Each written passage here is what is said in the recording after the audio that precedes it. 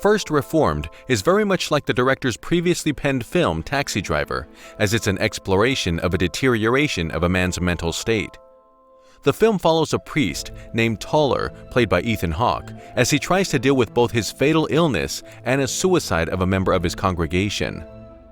When we see him in the beginning of the film, he is already distraught and depressed by his fatal illness.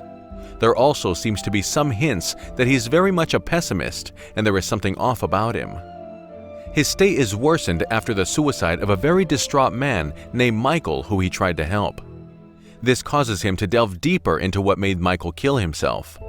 This takes a toll on him, as not only is his outlook on the world is worsened due to the man's suicide, but delving into the terrible truths of society seems to break him down further.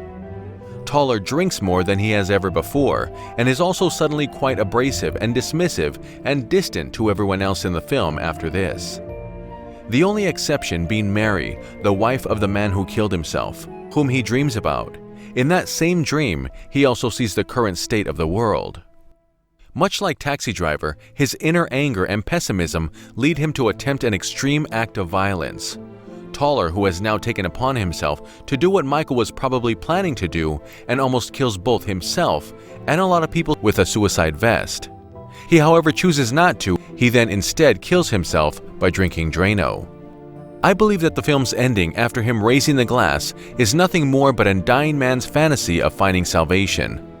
The presentation of the film's ending sequence makes it very clear that what we're seeing is a dream. Notice how the music increases in volume a lot during the supposed happy ending. The shot of Mary is also much more bright, and she somehow enters via a door that the film made very clear was locked. She of course didn't even have a reason to look for him and would possibly have been stopped by Jeffers. The film also abruptly cuts all sound, which indicates his death. Do you agree with my explanation of First Reformed? Comment down below if you do or don't. Also, what are your thoughts on the film itself?